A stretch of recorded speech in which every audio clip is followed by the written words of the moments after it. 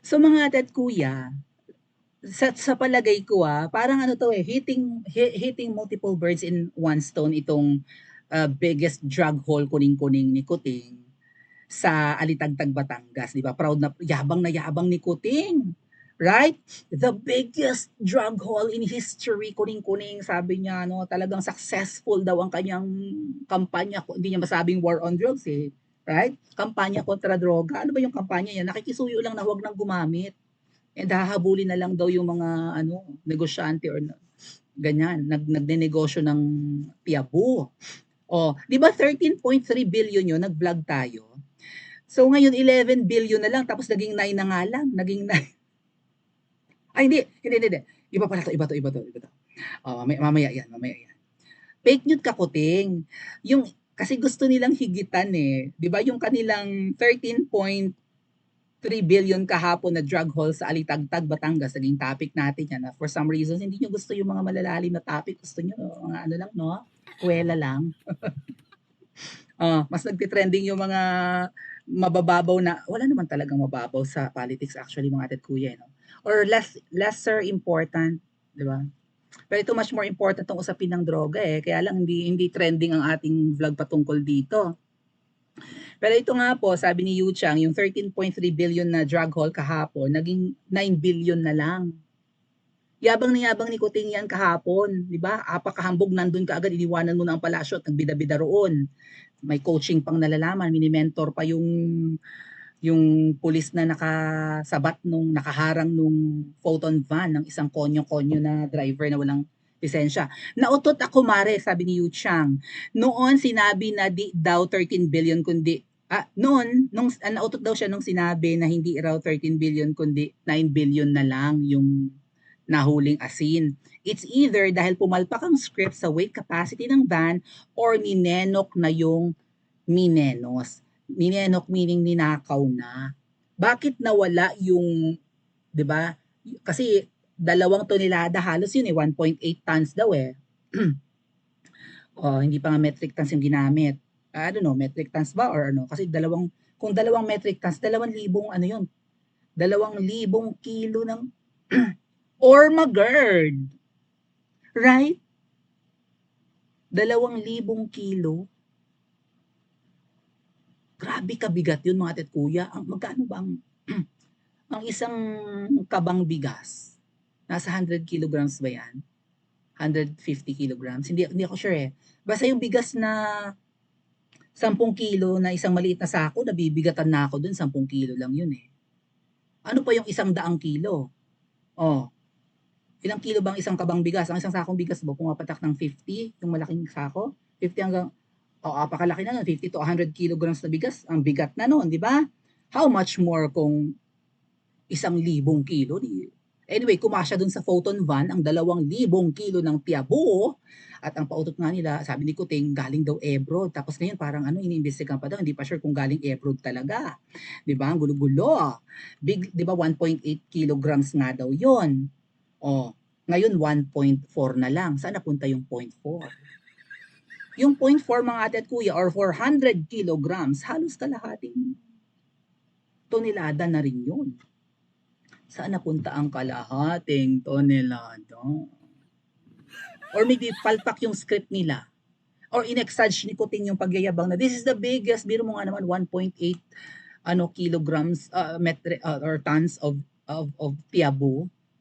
Nung kinompute daw 13.3 billion, biglang naging 9 billion na lang ngayon. So buhol-buhol na yung script ng mga inanitan. So, hindi talaga pala Kuting fake news kang ina mo, ka-eksaherado ka. Hindi pala yun ang malamang sabi ko nga, multiple birds in one stone.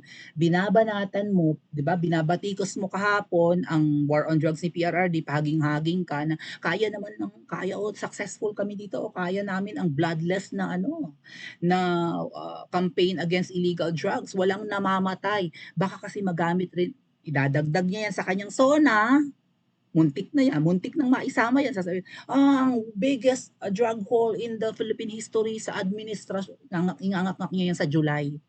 Sa SONA niya, sa ikatlong SONA. Hindi na niya ngayon maipagmalaki na biggest. Kasi nabawasan na. Yung estimated 13.3 na halos 2 toneladang droga na nasabat sa alitagtag, naging 1.4 tons na lang at yung computation nila, estimate nila 9 billion na lang. So, fake news ka kahapon, Kuting. Uod ka ng yabang hambog ng SAGPRO, kung ano tawag sa'yo.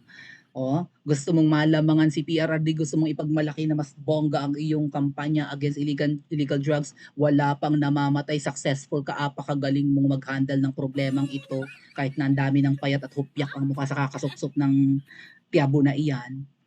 Fake news ka, hindi mo pa rin natalo ang totoong biggest drug haul in Philippine history, at yun ay panahon ni Tatay Digong. Kasi yung 13.3 estimated nyo kahapon, hindi pala talaga, estimate lang pala. Kay PRRD, ito totoo, laman ng balita, although 11 billion pa rin naman, 11 billion worth of tiabo ang nahuli sa Infanta, Quezon.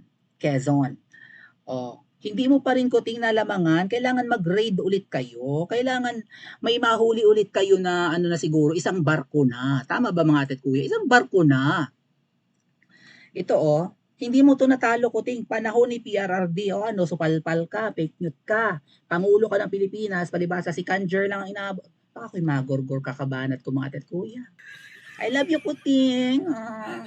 Galing-galing mo talaga, no? Galing-galing mo. Ay na mo ka. Ito po, 11 billion worth of shabu nahuli, nasabat sa Quezon Province. This is the biggest drug haul in Philippine history. Okay? Binalita ito mga ate at kuya, March 8, 2022, bago bumaba si Tatay Digong. Basahin ko sa inyong balita ha. Operatives of NBI seized in a dawn operation in Quezon Province on Tuesday, March 15 noong 2022, bago mag-goodbye si Tatay Digong, 11 billion worth of methamphetamine hydrochloride or crystal meth, considered the biggest drug haul in Philippine history. March 15, 2022. Sino ngayon ang magaling sa kampanya kontra droga? Yung campaign mo against illegal drugs, Kuting? Yung kay Tatay Digong na war on drugs at Oplan Tokhang. Hindi mo pa rin nahigitan si Tatay Digong kasi ang sayo nga ay peke. Ang sa iyo malamya. Sa kakangak-ngak mo kahapon na bloodless, gusto ko talaga bloodless, kaya naman pala namin ganito, makahuli ng malaking isda ng walang duguan, ang natutuwa, mga negosyante ng tiyabo. Ang mga jodik, malalakas ang loob kasi alam nilang hindi dadanak ang dugo nila sa panahon mo. Hindi sila nangangamba na mababangbang, magugurgur, kahit humilata pa at magpagulong-gulong pa sila sa kusakong tiyabo, kasi yan ang gusto mong mangyari. Hindi yan ang gustong mangyari ng mga Pilipino. I-announce nyo 1.8 tonelada. Tapos nung nag-final inventory na 1.4 na lang, saan nga napunta yung 0.4? Take note mga ate at kuya, ang 0.4 tons na sinasabi nga ni Mrs. dito ay halos kalahating tonelada pa rin yan, 400 kilograms. So kung ang isang sako ng tiyabo na malaking sako halimbawa ay 100 kilograms, ay di 4 na pagkalalaking sako yun. Ang binibili lang naman ng mga jodictiva, di ba, gramo-gramo, milligram nga lang yata. Gramo-gramo, magkano isang gramo? Pagpalagay mo 1.5, panahon ni Tatay Digong 1.5. Dati yata ang isang gramo, 250 ng panahon ni Noy Noy. Nakakabili sa Kamindanao ng halagang 50 ng tiyabo. Gaano karami yun? May talab ba yun? Maligat ba yun? Nabi ni Kuting pa, high grade yung nahuli nila. Alam na alam ni Kuting, di ba? So fake news ka. Pangulo kang naturingan, uod ka ng yabang, gusto mong higitan si PRRD at malamang yan ay preparation mo. Kasi next year nga, mukhang malilintikan ka at baka tumakbo si PRRD, malamang gagamitin yung panira yan, gagamitin ng mga i-endorso mong kandidatong senatorial balls na syempre baka ipagmalaki ni PRRD yan sa pangangampanya di ba? Yung kanyang war on drugs, successful, at mababanat-banatan ng uso si Kuting. Gusto nilang sirain ang credibility ni PRRD na madugo. Maraming nangangamatay sa panahon ni PRRD, palpak yun. Sinisira ang buhay ng mga Pilipino, nakakatakot, berdugo, ganun-ganun, di ba? Sari-sari ang magagamit against PRRD.